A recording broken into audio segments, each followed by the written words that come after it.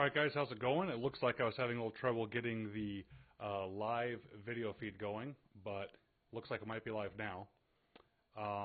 Welcome. This is the third Q&A that we've done, and I think it's going to be the last for a while.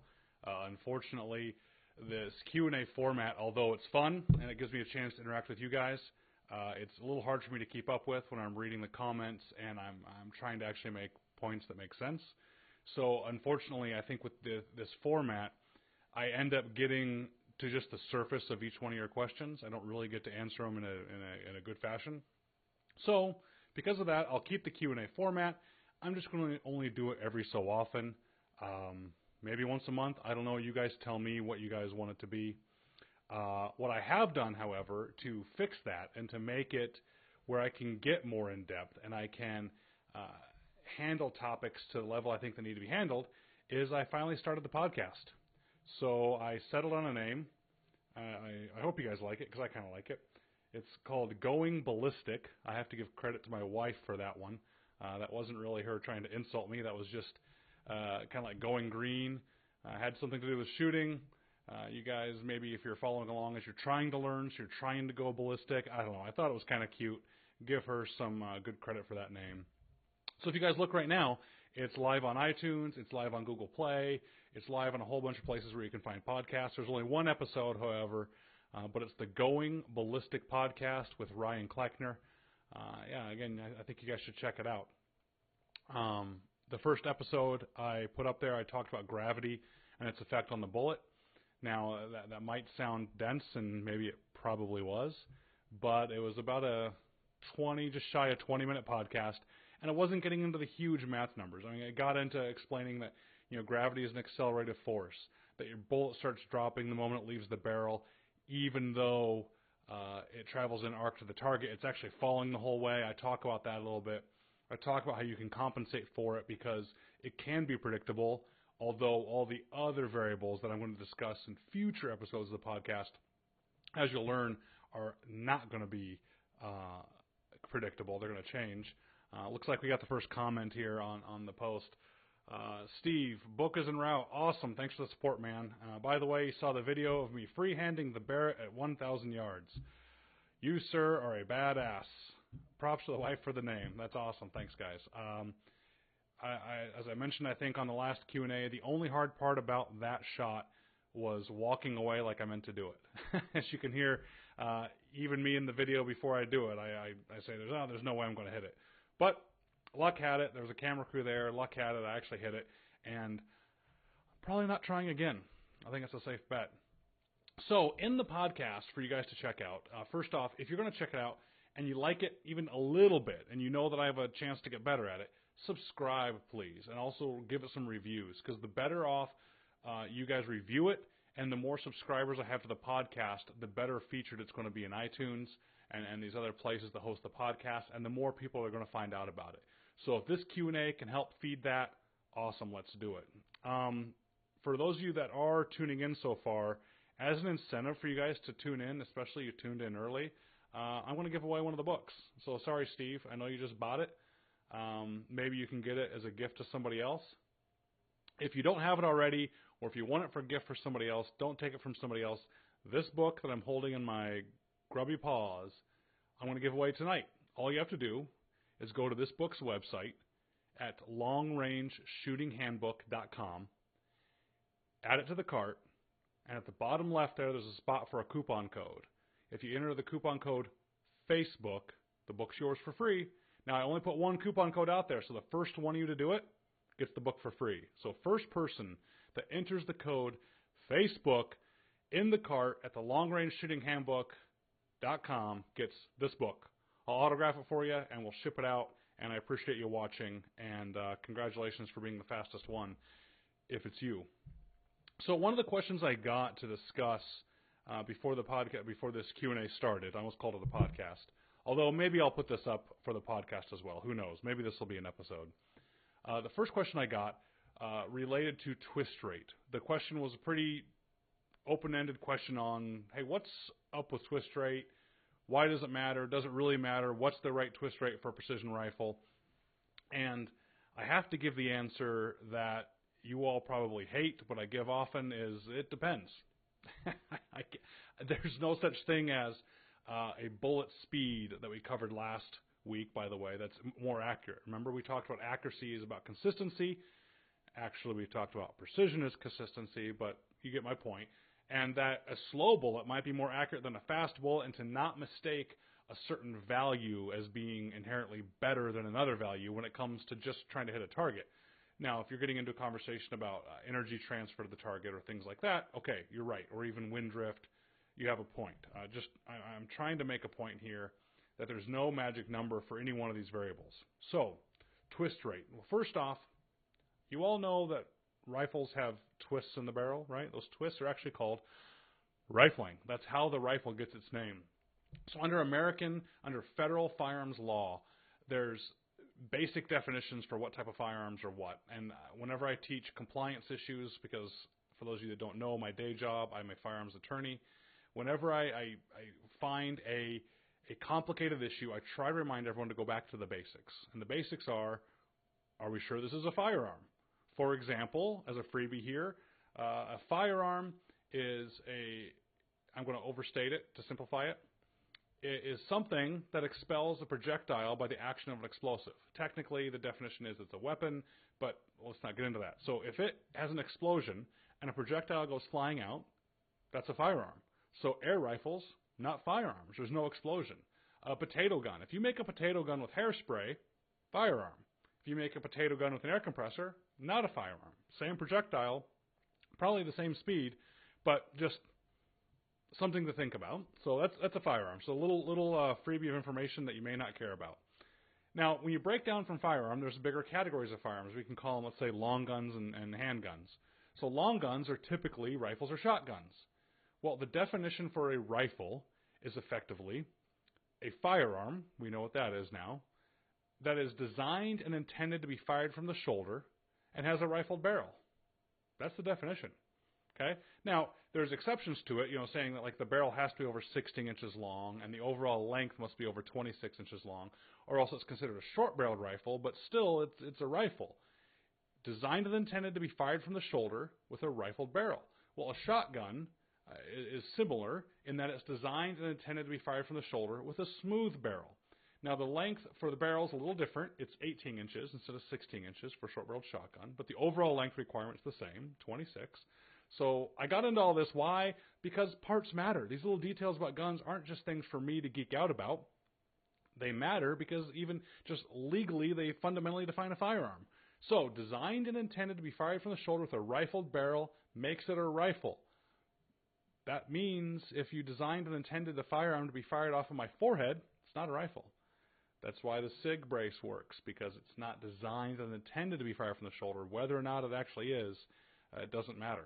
So the rifled barrel, what is the rifled barrel and why is it there? It's not just to differentiate rifles and shotguns, which, by the way, if we take those definitions to their logical conclusion, you can have a 12-gauge rifle, and if somehow a company forgot to put the rifling in the gun, you could have a 30-06 shotgun. Okay? Now, don't freak out. Yes, a rifled barrel on a shotgun technically makes it a rifle. For your hunting purposes, for state laws, it's still a shotgun. Most states define in their hunting regulations shotguns as ones as firearms that fire either buckshot or slugs. So don't freak out. I'm not going to take away all your deer hunting in Pennsylvania because you just found out that your slug gun might actually be a rifle. So what is the rifling for?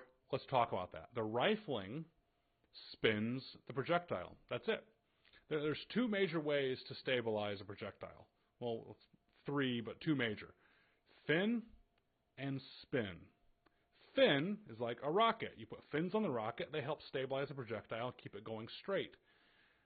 Spin is like a football. You throw a spiral football, and it's spinning. That gyroscopic effect helps keep it straight. The third one is drag stabilization, like a streamer, but I'm not going to talk about that. I go off on tangents bad enough. So spin and fin stabilization are the two we're going to talk about here. Well, actually, just one, spin, because until someone comes with a bullet with fins, we're not going to talk about it. That spin stabilization means that bullet, that projectile, must be spinning as it flies to the target in order to stay stable. If it didn't spin, it would just tumble. There's no way it would fly straight on its own. So how do we get the spin on that projectile? You put grooves in the barrel, and those grooves twist and rotate down the barrel, and they are tighter, they're smaller than the overall diameter of the bullet. So when the bullet is fired, it gets smashed into those grooves, because the bullet should be made of a semi-soft material, either copper around lead or all copper, but something soft enough that it can smash into those grooves, and it'll force itself to start spinning as it goes down the barrel, and it ends up continuing to spin as it flies through the air. Now, those grooves are typically called lands and grooves. The lands are the parts that stick down. The grooves are the parts that stick up. So if you can picture a cross-section of a barrel would almost look like a gear shape. The outer parts of the gear would be the grooves. The higher parts, or the closer parts to the center, would be the lands. That's where the bullet really rides upon. Well, when you're cleaning a gun and you look in the barrel, you'll actually see the copper build up on those lands. You can see a lot of the junk goes into the corner of those grooves because it can kind of be tucked away in those corners. Now, there's other barrels that have what's called polygonal rifling, and it's a polygon shape instead of cut grooves. And the benefit to that is you have a little more consistency because you don't have junk building up in those grooves. But you got to be careful what you're shooting out of it. So some handguns that have polygonal rifling, for example, they say you can't shoot lead projectiles because that lead has nowhere to build up and get tucked away in the corner like it would in a typical lands and groove scenario. So the question I'm hoping you're wondering, because you like guns as much as I do, is how in the world do they get the grooves in the barrel? Well, first off, real quick for the comments to make sure you guys know I'm still listening. Steve, yeah, sorry, man.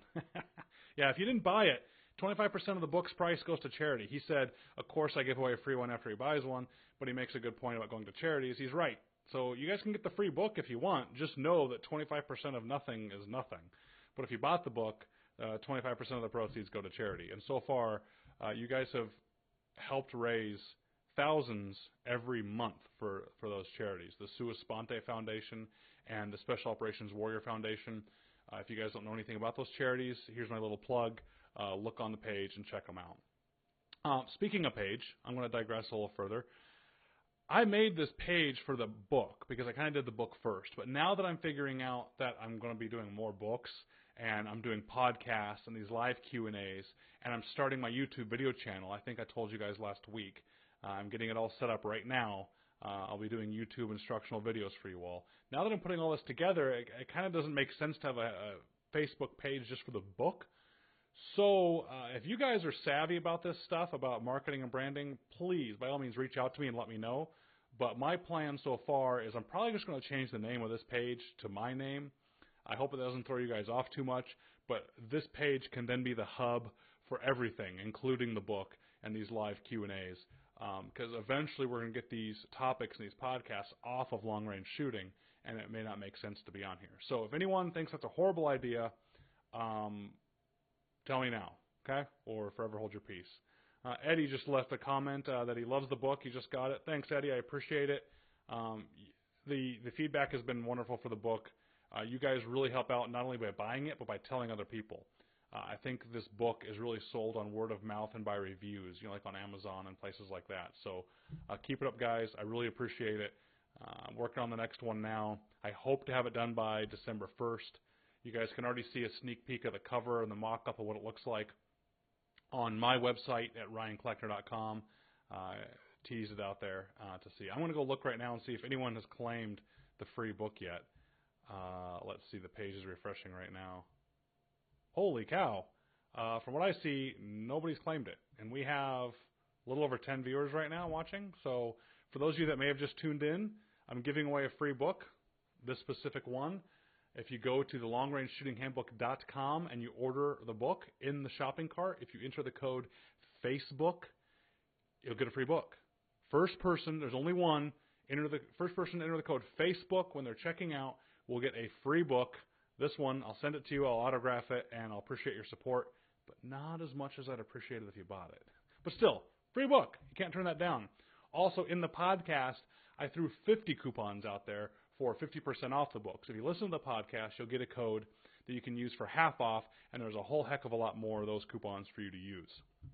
So back to what we were talking about rifle twist, about how they get in the barrel. Well, there's a few methods. The tried and true method is by hammer forging. And if you ask most people that know about it, they tend to say that that's the only way to guarantee the most accurate barrel. But that's just, it's not true anymore. It may have been, and it may still make great barrels, but some of the best barrels that are being made now aren't being hammer forged, and even some of the barrels that are just good enough, they may not be the best, but they're still very accurate, aren't being hammer forged. So hammer forged barrels, hammer the barrel, literally hammer around a mandrel. So Rich said he just tried to order it, but he said there was an error. Rich, if you used the Facebook code, you got the book. So everybody, I'll give it to Rich because I don't want him to lose on a technicality that there's an error. So I will shut it down right now. And Rich, I'm glad you said something because you just got yourself a book. Let me make sure the coupon's away. I don't want anyone else to order it and get upset that they didn't get it. All right, well, there you go, Rich. You and I need to connect after this so I can get your contact information, and I will get you the book, sir. So the hammer forging is they take a mandrel, and the mandrel is actually the negative of the barrel. So it's a rod with the rifling sticking out of the barrel. You know, you can feel the grooves sticking out. And the barrel is put over like a sleeve. So the barrel is already pretty close to the right internal diameter. It goes over the sleeve, and this machine just beats the snot out of it, and it hammers it down and around that mandrel. Now, the beauty of that is you get a fairly consistent shape to the inside of the gun because it's the same mandrel, and it takes a really long time for those mandrels to wear down. You also don't have any of the machining grooves or marks that these other processes that we're going to talk about make. You get a nice, smooth, really clean surface as long as your mandrel's in good shape. And you can also do things like what HK does. So one of their little secrets to accuracy out of their barrels is they taper the mandrel from beginning to end. So the bullet actually is a little tighter as it comes out the end. They actually call it swagger, swaggering it. I don't know if it's the etymology is from swage or if there's something lost in translation, but they call it swagger, and that's what they do. When I talk about another method of barrels next, you can actually get that tighter tip on the barrel and how they heat treat the barrel. But that tighter tip at the end with a little bit of a squeeze on the bullet at the very end just gives great results for accuracy. So when my rifles come out, let's hope that they have that kind of thing on there because I think that you guys are going to be really impressed with the accuracy. And I think I figured out an inexpensive solution. I think I figured out what I mentioned to you guys last week. My extreme high end cannot get better than. But also, that's not what I preach. I preach that long-range shooting is accessible, that you can do it without having to buy all the great equipment. So I'm also going to be putting out a more entry-level model that it's had more work done to it than what you're buying at Cabela's, but it's going to be suitable for you to shoot for years and get really good at long-range shooting before you upgrade. So, guys, keep an eye on that. Of course, I'll announce the heck out of it when the rifles are ready. So the hammer forging, great process, extremely consistent. It also does... I'm going to give it a pause just a second in case the feed is away for you guys. All right, looks like it came back. So hammer forging is nice, but it's expensive. It takes a long time. It takes a huge machine to do it. And the outside of the barrel actually has a spiral hammered finish to it. And Ruger, on their 1022s, they came out with a target model where they left that hammer forging marks on the barrel, and it just looked awesome. So if you've ever seen that slight spiral texture around the outside of the barrel on those Ruger 1022s, that's what that is. That's the hammer forging marks that are left on the barrel. So that was the kind of older way of doing it. People still do it. I shouldn't say older. That is a very labor-intensive way of doing it, but you can get a beautifully perfect barrel, which is why companies like HK still do it. Now, another way to get the rifling and lands and grooves in there is just by cutting them, just machining and going in and cutting them. Now, there's variations on that. They can cut them all at once, or you can go in and cut one groove at a time, but let's put it in all one category where machine actually goes in and cuts. What's nice about that is you can control the rate better. So you can get things like a gain twist or a variable twist. So instead of having the twist be a consistent rate all the way down the barrel, they can have it start off at a gradual twist and then go faster. Well, why in the world would you want to do that? Well, there's actually a good reason for it. I don't necessarily see the benefits enough myself to justify it. To me, a barrel is almost like a set of tires on a race car. Everyone puts all the weight in the barrel. I mean, yeah, it's really what's doing the work, but aren't the tires in the race car, aren't they doing the work too? But they're replaceable. Eventually, you're going to shoot out a barrel on a gun if you shoot enough times, and you can't be so attached to the barrel you're not going to get rid of it. Take it off, put a new barrel on. Well, the reason you might do progressive twist or this gain twist rifling, and you might gradually spin the bullet up to speed, is because on these, especially on bigger rifles, Where the barrel is going to wear out the most is right at the throat. The throat is where the bullet is jumping from the chamber, from the cartridge when it's fired, and it gets smashed into the rifling at the very beginning, right when it jumps and smashes into that rifling. The problem is it has all this energy, all this heat, all this fire, and the bullet hits straight and is immediately took into a spin. It's immediately forced to start spinning. Oops, sorry about that. And by that forcing to spin is going to wear down the metal because that takes a lot of energy and a lot of effort for that to happen. So eventually on these Magnum cartridges, that front area is going to start wearing down, and that's called throat erosion, where the throat will actually erode away, and you'll start having accuracy issues for the gun. One way to fix this on Magnum cartridges is actually just to cut the barrel shorter. Is you take it into a competent gunsmith, and they cut the barrel off at the chamber end by about an inch or two. They rechamber it, and you get back to some fresh rifling again, and you can get the life out of the barrel. Well, another way to do this is this gain or progressive twist, which is the bullet gets into the rifling when it's not very tight of a twist, so it's easier on the barrel, and it gradually lets the bullet spin up to the actual speed it needs to be. Now, whatever the twist is at the end is what matters, because that's the rate the bullet's going to be spinning when it leaves the barrel. It's not the stuff before. And it does not matter how long the barrel is for how long the twist is. So I've heard some people panic that somehow I cut my .308 rifle's barrel down to 18 inches, and I shouldn't do that because somehow the twist rate doesn't make a complete revolution in that time. It doesn't matter. It does not need to have a complete revolution. Okay, it does not. You don't believe me? Go take a pistol barrel and look at it. You'll see that the rifling barely makes half a revolution as it goes down the barrel. It doesn't matter that's a complete revolution. Twist rate is measured in how many inches it takes for a complete revolution. Well, in America, it's every inches. So, for example, a 1 in 9 twist AR-15 barrel means the bullet will travel 9 inches by the time it makes one revolution. That's 1 in 9.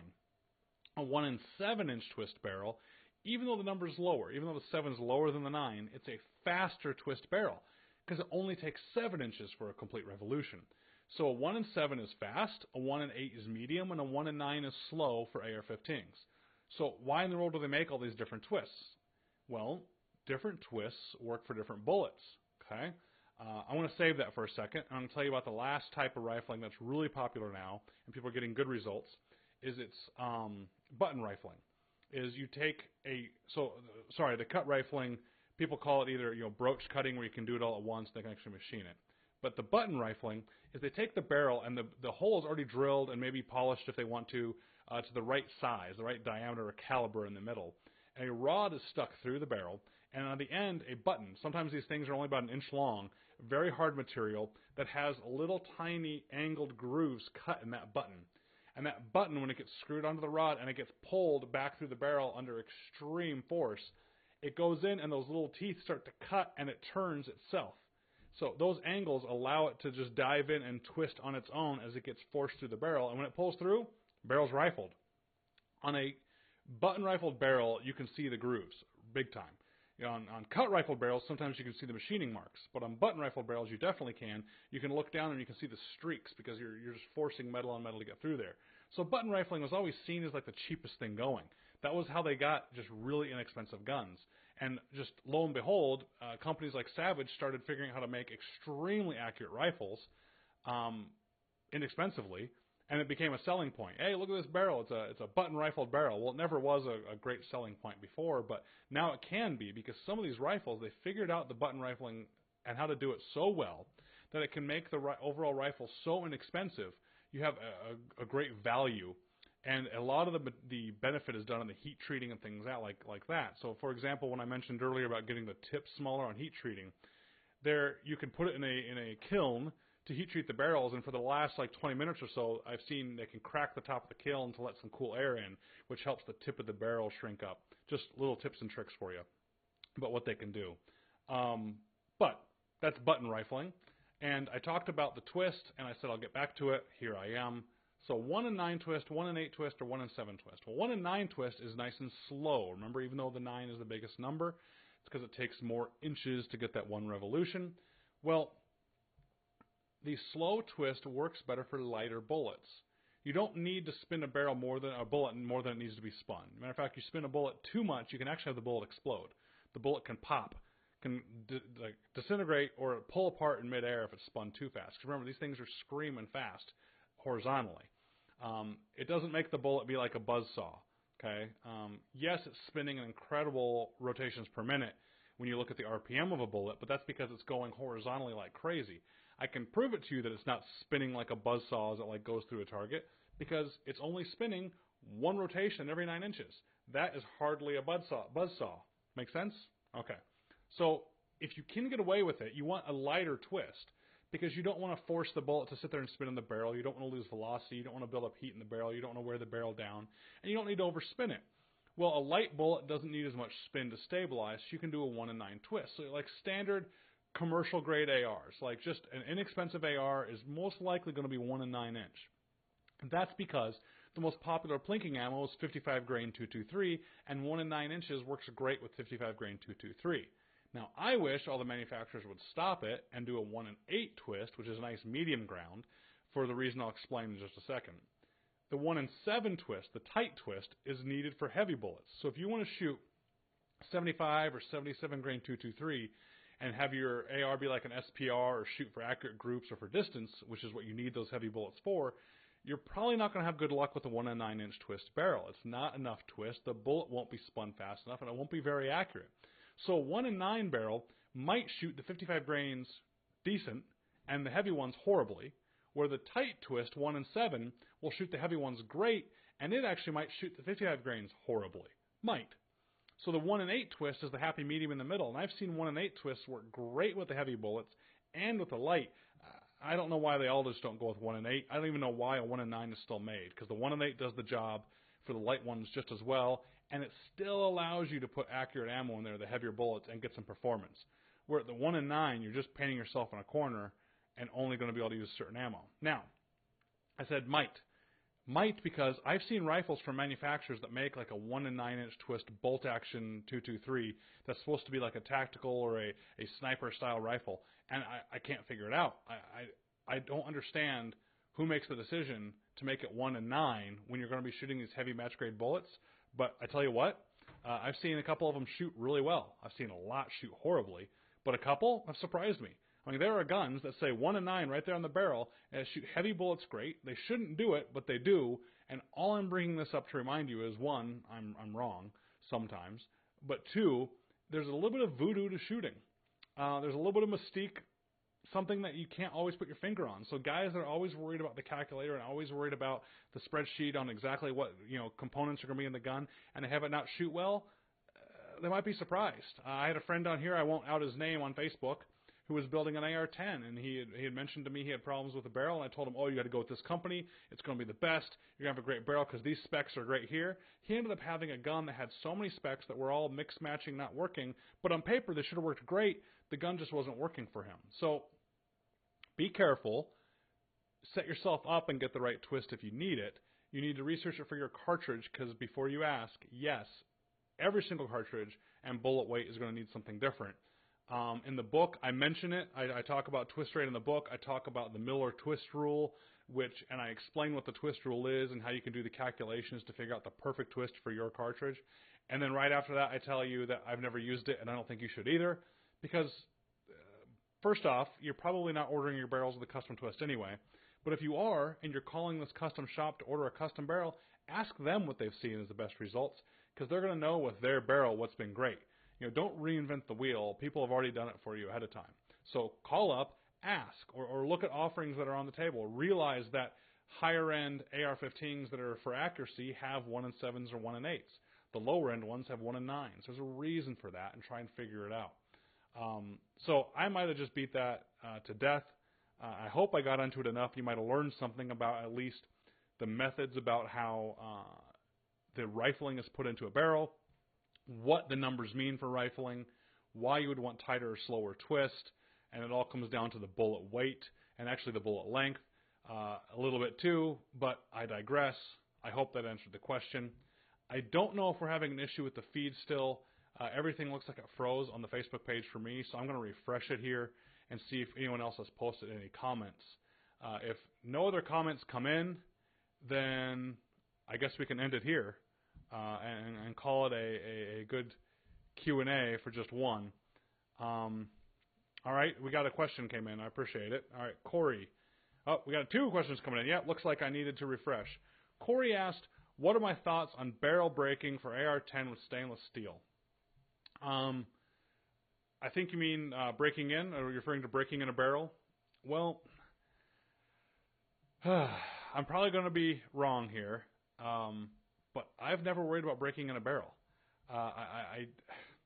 Now the comments are coming in too quick. I've never worried about breaking in a barrel. One, because bad answer, I just haven't cared that much before. But 2, if I have a barrel that's going to be accurate enough for me to worry about having on a nice barrel and a nice gun, it's going to be broken in already. Now, I guess I could see it on some inexpensive guns, or I shouldn't say inexpensive. A Cabela's brand gun that you might buy. I've seen barrels that are like corn cobs inside. They're so rough. And the only way they got fixed was by being fired enough that they got smooth enough and the groups came down. But it wasn't a magic recipe that I saw that made it break in. So I'm being wishy-washy for, I guess, on purpose here. Is I have seen some barrels break in. But if you're getting a quality rifle and a quality barrel, you don't need to break it in, and you definitely don't need to worry about it too much. Now, your question is with stainless steel, yeah, you got a harder material, so it's going to be harder to wear down. It was harder for them to make in the first place. It's going to be harder for you to wear down. Don't just assume, though, your barrel has to be broken in. Go shoot it, and you never be surprised. It might actually work. So take it out, clean it, shoot it a few times, clean it, shoot it some more. If you want to get into the shoot it once, clean it for like 10 in a row, then shoot groups, fine. Again, I've never done it. I think it's a little bit of a waste of time. I've heard guys that actually make barrels for a living that know what they're doing have told me it's a waste, and I've heard other people swear by it. So I wish I could have given you a better answer. Do it if your barrel needs it, but if it's a decent barrel, you shouldn't need it, and it's eventually going to get smooth over time. Also, back to my comment before, is barrels are replaceable, so you're just going to keep wearing your barrel down and wasting your ammo. So do what you want to do. Do not, however, put abrasive bullets or try and force the barrel to be lapped down. You're just going to hurt your barrel. Eddie asked, what's the best 308 bullet weight for long-range shooting? No answer. I'm sorry, man. I shoot 175s because I like the heavier weight. Actually, honestly, I just got a big order of 168s from Hornady, because those are nice too. The 168s and 175s are kind of the 2 classic weights that people use for long-range shooting for the 308, because the heavier end of the bullets help buck the wind better. They maintain the speed better as they're going through the air. They don't slow down as much. Think about throwing a wiffle ball versus a baseball across your backyard. The heavier baseball, although it might be counterintuitive, the heavier object maintains its speed better. However, that's not always true. This goes back to what I was talking about before. There's no straight number or perfect answer. 150s shoot great. There's these Palma match shooters that shoot 150 grain 308s that do great at 1,000 yards, and better, in fact, than some of these 168, 175 grain bullets. But it's because they're getting that 150 grain bullet up so fast, because it's light, that it can maintain its speed when it gets there. So it's going to depend on the gun a lot. For example, Pat just added same thing. He said, same thing you'd think, the 700 and 308 with a 1 in 12 twist. The 175 Match Kings shoot great, and the 168s are horrible. Well, great, you figured it out, and it's good that you tried both. But I might have a rifle. Matter of fact, my 308 shoots better groups with 168s. I just like to shoot 175s at distance because I like that little extra weight to buck the wind out at distance. And I really see a difference those last 100 yards to a target when you're out at 800 or 900 yards. So figure out what shoots for you.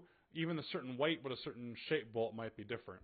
So 168s, 175, going to use the same twist. But you get down to the 150s, you might have some problems. So definitely something to geek out about, like we don't think about enough firearm purchases and daydream about guns enough. All right, Ray just added a comment. I just put a 1 in 12 twist ER Shaw on my 308, and he's getting .589 groups at 100 yards with 168s. He hasn't tried it at longer ranges yet. What are my thoughts? I think that's great. I'm the worst guy in the world when it comes to getting down to the thousandth on your group, 10 hundredth thousandth of an inch, because half a minute, that's awesome, man. If you can shoot a half a minute every time you need to, that means you can shoot about a 5-inch circle at 1,000 yards. Think about that. For guys that'll laugh at a half minute, or we'll call it 0.6 minutes, I'll round you up. 0.6 minutes of angle. Okay, it's about a 6-inch group at 1,000 yards. So for those guys that turn their nose up and say, "Oh, I want a quarter-minute of angle gun," or "My gun shoots quarter-minute all day," first off, no, it doesn't. I'd love to see them try it. It shot a quarter-minute of angle for a couple groups when they were shooting last, but they just ignored the 20 groups between those that weren't good groups. They said, "Oh, that's a flyer," or "Oh, that whatever." It happens, but they tend to remember the best groups. If you can shoot a .6 minute of angle group, like right now, you and I go to the range, put your rifle down, here's 3 to 5 rounds, give me a .6 MOA group, and you can do it, you are an amazing shooter, and that's an amazing platform. So that's a great group to think about, and if you got the wind right, that's a 6-inch group at 1,000. Now, if that doesn't make you happy, or you want to keep tinkering with things, I think the last thing you should worry about changing is a twist in your barrel. That 1 in 12 is going to be great. You should probably change weight bullets and even brand bullets, speed the bullets leaving, overall length. You should be playing with all those things first, and the last thing you should do is change your barrel. Shoot that barrel out. You know, in 8,000 rounds, go ahead and worry about changing the barrel. But that barrel is going to be fine for you. It's a good choice. Just experiment a little bit with the different weights and the different load recipes, and I think you get better results. Paul Van Wagner. Wow. Hey, buddy, how you doing? I haven't talked to you in a while. Oh, I owe this guy a call. Paul's a good dude, despite what you may have heard about him. I said this is a great book. I appreciate it, man. Yeah, Paul actually has a real M24. He has a no joke, not one of the rebuilds. He has a true M24, and we took it out and shot it. And I figured, last thing I'm going to want is an M24 again. I've carried those things for enough years and for enough miles. And I don't like long barrels anymore. For those of you that know how I like rifles, I like short-barreled 308s. But sure enough, I shoot Paul's rifle, and holy smokes, they still know how to make them. So I wanted to buy it from him in the moment, but I don't think he would have given it to me. So, all right, guys, I hope this helps. I hope this is a good discussion. Talked about twists, how barrels are made, what the differences are in the pros and cons, maybe a little bit in the bullet weights. And I already forget the name because the comments have gone by of who came to me and told me that the code wasn't working. So they got the free book. Thanks for tuning in, guys. One of the guys won one of these because he went to enter the code I gave you guys. For those of you that tuned in later, podcast is available. It's Going Ballistic with Ryan Kleckner. Going Ballistic with Ryan Kleckner. It's on iTunes. It's on Stitcher. It's on Google Play. Go check it out. I only have one episode up. It was half the length of this Q&A right now, so it's a short one. And it talks a little bit about the effects of gravity on a bullet as it comes out of your barrel. And it's just some foundational principles. It was very much like we talked about rifling here. So you know what? I might just upload this one as another podcast, and other people can listen to it too. I really appreciate you guys tuning in. Thanks for all the support. Use the email. Use the comments. Do what you can to give me feedback, because it seems like you guys are liking this, but you got to let me know. Again, I'm going to change the name of the page probably just to my name. You guys need to call and tell me if that's a crazy idea or not. Stay safe out there. Again, really appreciate it. You guys are great. Have a good night.